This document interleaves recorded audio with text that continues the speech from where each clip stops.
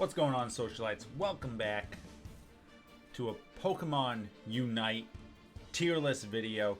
Yes, we haven't done a tier list since Blastoise dropped about a week ago now, and we also had a patch update yesterday. Smallest patch we've had yet. We'll go over that as we go through the Pokemon here, but let's take a look at our tier list right now. So we got 5 different tiers that the Pokemon can go into. Not optimal. That means that this Pokemon, listen, you might be the best player with this Pokemon. You might get some sick, nasty plays, but in the current meta, the way things stand with the game, it's not optimal to have this Pokemon on a team.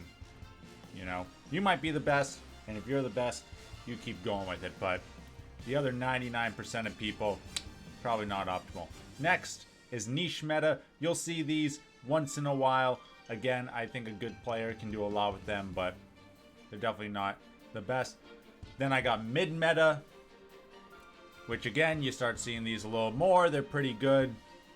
Top meta, these are the cream of the crop, the best of the best, but there can only be one, the best. And we'll get to that one at the end of the video. Hint, hint, wink, wink. So I put these through as their categories. So Speedster, Attacker, All-Arounder, Support, Defender. That's the order we're going in. I didn't really want to mix them up too much, so hopefully that gives us a little bit of variety. Except we're starting off with the Speedsters, and let me tell you, the Speedsters right now are in a very poor spot in the state of the game. Gengar obviously was nerfed basically all to heck.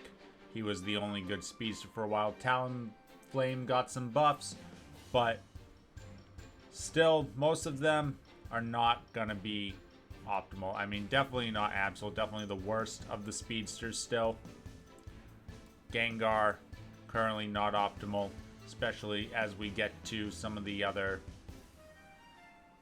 Pokemon that are more in the meta, why they're pushing Gengar out. Talonflame, I think, is close, but again, I just think not optimal. You need Talonflame in the jungle, and there's way better junglers. And Zeraora, I would put as niche. Again, way better junglers, but at least he could operate in the lane a little bit, if that's what you wanted. So, Speedster is not doing so hot. There needs to be some sort of change. I think it's gotta be game mechanics wise, because I don't know how you could buff or nerf too many of these guys. So yeah, there's gotta be some change in the game mechanics, because right now the attackers just push all the speedsters out. Speaking of which, we're gonna go right to the attackers. Alolan Ninetales was at top meta for a long time. It's kind of been pushed down to mid meta now. Still good. Still like to see a Ninetales on your team, but its dual functionality as an attacker and supporter. We've gotten some real good support and defenders now. You don't need that hybrid too much because you have Pokemon that are specific for that skill. So having the hybrid, you'd rather just have a better, stronger attacker. So that makes Ninetales still good, still playable, just not the point in the meta where it used to be just a couple weeks ago. Next, we got Cramorant. I think Cramorant's still good. Definitely still like one of the best casters. I'm going to put him in the mid-meta. The amount of CC, like these two, you want to throw these two on a team, then you get a lot of CC going with Ninetales and Cramorant. Pretty good. I think Cramorant can still be super annoying. Takes a little bit of skill. He's got a lot of skill shots, but very cool. Alright, we get to our first top meta pick, Greninja. Has basically pushed a lot of the other attackers out. Greninja is your top jungler right now. Surf is still great. They buff Water Shuriken, but again, I think Surf is still kind of the way to go. Smokescreen was nerfed a little, but it's still a good get out of dodge sort of thing. So Greninja, still the best AD carry in the game ever since the Cinderace nerfs. Gardevoir is interesting. I'm going to put in mid-meta. Very good late game. Kind of one of those where you could actually jungle with it, but again, it's mostly in lane, but you definitely need to carry it in the lane a little bit. I don't think it's in the niche. I don't think it's that bad, because late game it will do a lot. So, yeah, I think it's good. I definitely think Gardevoir's good. Pikachu is going to go down to niche meta. Kind of the opposite of Gardevoir. Great early game, great laner through that first half or so of the game for Pikachu, and then he just falls off at the end. You know, as you get into team fights, people don't really try and retreat as much, which is Pikachu's kind of like bread and butter, is getting those Electro Balls and long range attacks onto Pokemon that are weak and that are trying to get out of there. Next up, we got Venusaur. Venusaur got a lot of good buffs, but I still think it's pretty niche. I don't see it a lot in high level play. It's definitely stronger. It's definitely good. I don't know what it needs. See, here's the thing. I don't know what a lot of these Pokemon need to be better.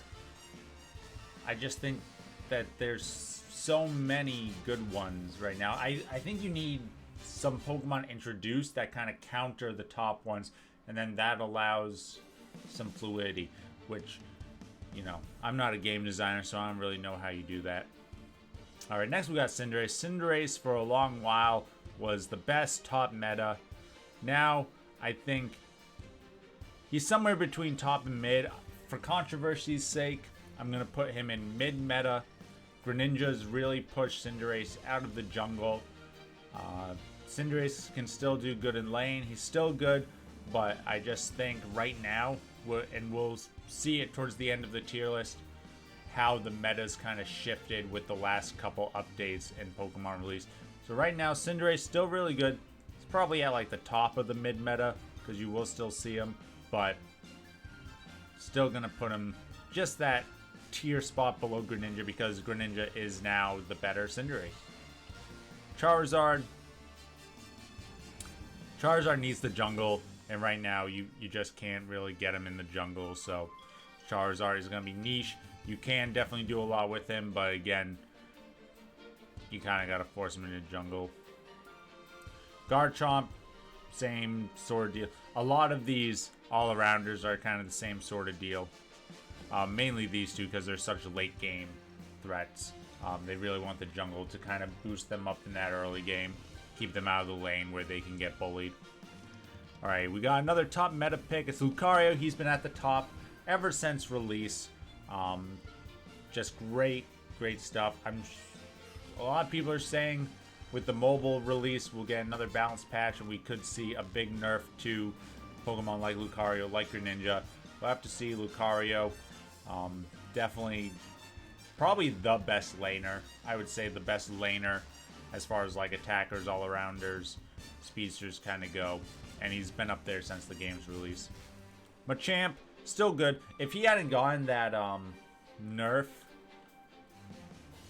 to cross chop, he'd probably be close to top meta, but I think he's in mid meta. He's still really good. Once you evolve to Machoke and you get that submission, you're still good. You're still going to be able to bully certain lanes. So I think Machamp is still good, still solid like those rock hard abs that he's sporting. All right, now we get to the supports. Blissey, top meta. Ever since Blissey was released, it kind of pushed Eldegoss a little bit. Eldegoss is still got spot because it can do more damage than Blissey.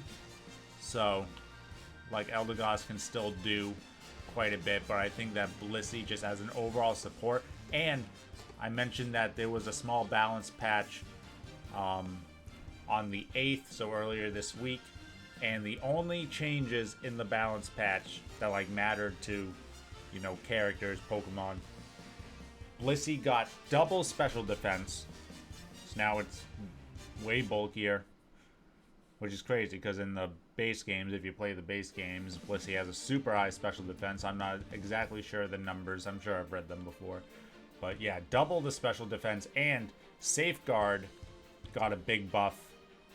So Yeah, that, I mean, if you already have a very good character and you give it buffs like that, it's just gonna be an even better character. Alright, Mr. Mime. I think Mr. Mime is pretty niche right now.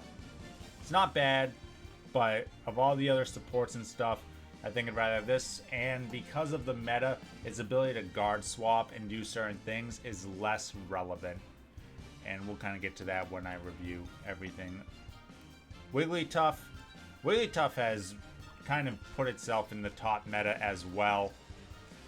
It's just so bulky. It can do so many good things for the team with Sing. So, and just its great bulk.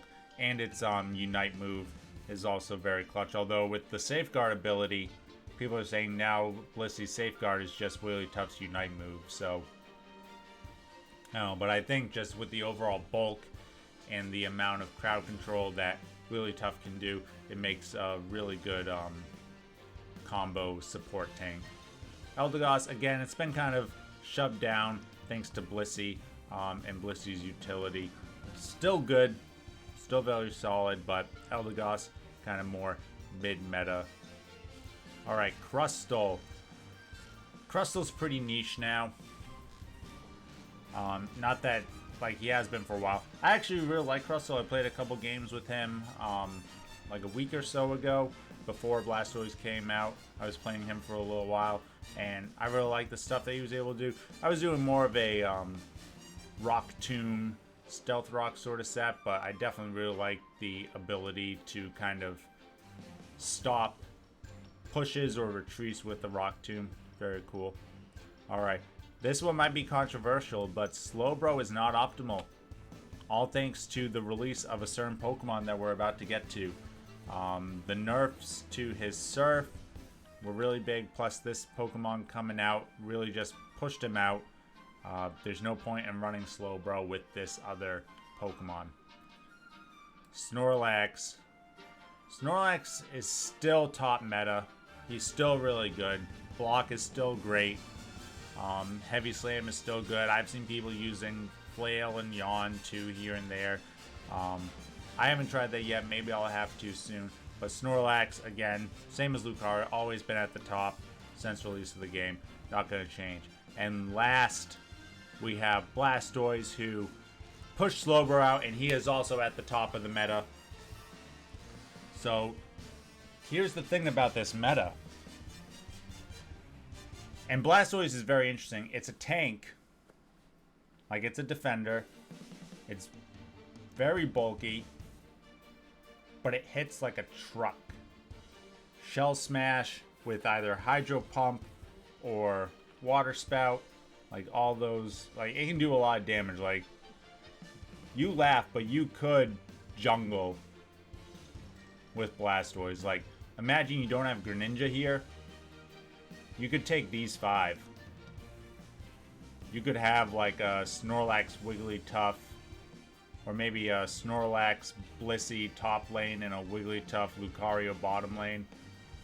I'm not sure exactly how you do it, but and have Blastoise jungle. That is a bulky team, and Blastoise is gonna do a lot of damage. You're gonna get a lot of CC. Helping Hand's gonna allow like these couple Pokemon that don't have the DPS be able to hit faster and therefore harder, more damage over time. So yeah, I mean, that's how the meta is right now, with Blissey and Blastoise being the last couple releases and both of them being very overtuned. Like, very, very good Pokemon.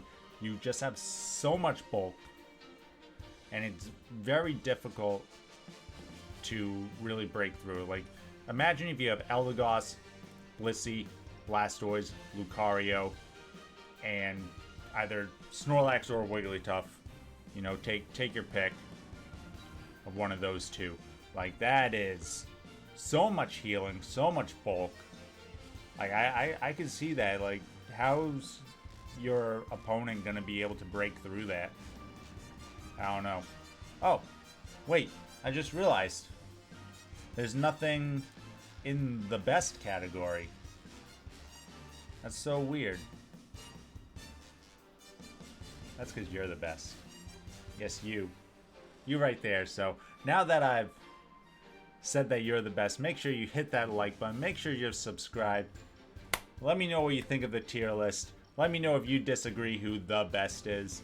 And as always, stay classy, society.